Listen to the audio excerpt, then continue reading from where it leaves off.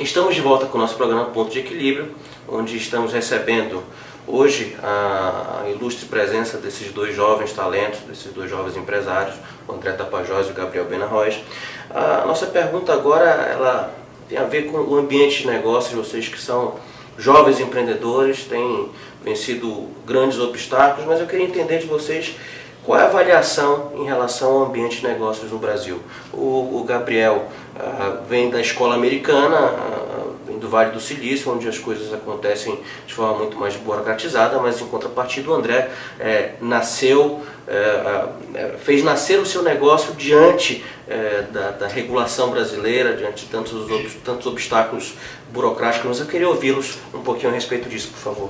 Então a primeira coisa que vem imediatamente na cabeça é isso, a burocracia que é realmente feita para destruir uma empresa que está nascendo. A gente sempre fala que a gente não vive no ambiente brasileiro, a gente sobrevive como empresa. Exige muita criatividade, muita persistência, porque os processos são lentos e exigem muita atenção e muita energia, mas ao mesmo tempo lugar de muita oportunidade, né? Porque toda essa burocracia funciona como uma barreira para a entrada. Então ele se torna, uma vez que você passa dessa prova de fogo, é muito mais difícil para os outros competidores das empresas chegarem até você. E também tem muita abertura para serviços novos, né? A gente não tem uma cultura forte de serviço, então você consegue conquistar usuários, conquistar clientes, se você simplesmente fizer seu trabalho bem feito, que é uma coisa engraçadíssima, né? Você atende o telefone, resolve o problema do cliente, responde um e-mail dentro de algumas horas e o cliente fica muito, muito feliz com isso. E é só você estar fazendo o seu trabalho, né? Mas como a gente tem empresas que não estão treinadas para atender e resolver problemas do cliente, isso acaba sendo uma maneira de fidelizar as pessoas. Isso é uma oportunidade no Brasil. Muito bem. O que eu poderia falar, assim, em geral, né? O sistema tributário ele é bastante complexo, e burocratizado mesmo, né? Você não consegue navegar facilmente, você tem dificuldade de fazer planejamento, né? Como é que vai ser daqui a 6 meses, daqui a 1 ano. Então esse é um ponto. Outro ponto, dificuldade de calcular custo de mão de obra, né? O custo é alto da mão de obra aqui no Brasil. Então ainda que você queira pagar um bom salário, mas você fica pressionado, porque se você for pagar um bom salário, os encargos são muito altos em cima daquilo. Então você fica sem poder, tem muita margem de manobra. Então às vezes você até perde um bom profissional, porque não conseguiu dar um aumento e uma empresa maior conseguiu.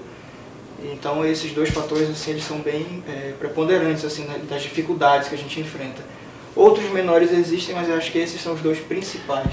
Para ilustrar essas dificuldades que vocês nos colocam, o Banco Mundial, na sua pesquisa anual, no relatório Doing Business Brasil 2012, o Brasil, dentre os 183 pesquisados, ele está na 120ª posição em relação ao item facilidade para se abrir uma empresa e na 150ª posição em termos de tributos, pagamento de tributos. Então, realmente os dados comprovam que há muito a ser feito para que o ambiente de negócio seja facilitado e os inovadores, os novos empresários consigam êxito. Muito bem. E no Brasil, quais são os maiores obstáculos ao empreendedorismo na área tecnológica? Umas falam da burocracia, mas eu diria também mão de obra qualificada. É muito difícil encontrar pessoas que têm esse background. Eu acho que é uma coisa que está criando agora. Uma coisa que eu percebo muito é que a nossa educação de base ela tende a ser bastante teórica, né? Não sei se você concorda com isso. Então, quando se traz engenheiros, pessoas extremamente inteligentes, estudaram nas melhores faculdades, mas que não tiveram o costume, o hábito de implementar coisas para o mundo real. Eles são excelentes cientistas, né? Matemáticos, tem toda a base, mas precisam ainda aprender a construir coisas que vão ser usadas no mercado, né?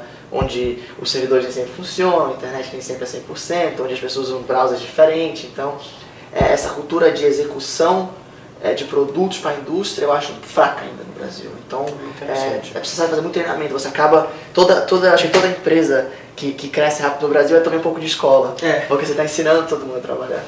Interessante, muito bem avaliada essa questão, ainda não havia refletido a respeito disso. André? Exatamente. Por exemplo, a gente não encontra desenvolvedores mobile nem com pouca experiência no mercado. É quase com nenhuma experiência. Então o que a gente faz? A gente Isso é um contrata... problema de Brasil ou um problema de Amazonas? Ou de Olha, Amazônia? muito no Amazonas, no Brasil tem menos, né? O problema é menor. Mas como é que você vai conseguir convencer uma pessoa que trabalha em São Paulo a mudar para Manaus, ou em Recife a mudar para Manaus? Então é difícil essa movimentação do profissional. Além do custo. Além do custo, e ainda ele vai sair do emprego dele para uma empresa pequena, uma startup que está começando, então é difícil, é uma decisão difícil. Então o que a gente tem feito? A gente contrata um bom programador em alguma área que é parecida com a área que a gente trabalha e treina ele. Então ele demora de 2 a 4 meses para chegar num nível que aí sim ele consegue desenvolver os projetos. E qual é a melhor estratégia para superar esses obstáculos? É procurar gente boa. Eu acho que essa é a coisa mais importante de encontrar as pessoas certas, né? Porque gente boa traz gente boa. Eu não acho que tem uma receita. Você sempre tem que estar fazendo networking, sempre tem que estar indo aos eventos, sempre tem que estar mostrando o trabalho que você está realizando. Isso é muito importante, porque as pessoas Se sintam motivadas Sim, né? a aceitar o desafio ou apostar em algo que está nascendo, em algo novo. Sim, sim. E conhecer você, porque às vezes as pessoas não conhecem você. Então você precisa ser visto para as pessoas saberem que existe aquela oportunidade. E aí é um trabalho realmente de equipe, um ajudando o outro, e um mostrando e falando e resolvendo dúvida. É um trabalho de formiguinha mesmo, de gente que quer ensinar o outro que já aprendeu porque não comete os mesmos erros. Então a gente faz isso também, eu acho que não é nenhum segredo, eu acho que todo mundo que está na mesma posição deve fazer mais ou menos as mesmas coisas, por isso que alcança algum resultado. E uma coisa também que eu destaco assim como importante é a gente tentar criar um ambiente favorável à inovação. Então se o ambiente ele tem certa liberdade, ele tem certas características que atraem as pessoas, essas pessoas boas vão querer estar lá. Então a gente procura fazer isso na empresa, sempre ter alguma coisa que é diferente, que não tem numa empresa comum, numa empresa clássica, numa empresa tradicional. A gente tenta ser diferente, inclusive uma das premissas da empresa é ser diferente. Isso fica claro, a cultura organizacional então fica clara desde o início, desde o recrutamento, para que a pessoa se sinta motivada e haja retenção desses talentos, né? Retenção e atração. Porque as pessoas que trabalham na empresa contam para os seus amigos, então a gente recebe muita indicação de amigos. Pessoas que querem vir trabalhar na empresa, elas mandam o currículo querendo, ou então ficam pedindo uma oportunidade. Então isso acontece, mas não tem experiência na área. Então aí entra uma barreira, porque se tem a gente contrata imediatamente, mas não tem, a gente tem que trabalhar um treinamento, uma capacitação dele. Formar o profissional. Muito bem, assim nós encerramos mais esse bloco. Daqui a pouquinho estamos de volta. Até já.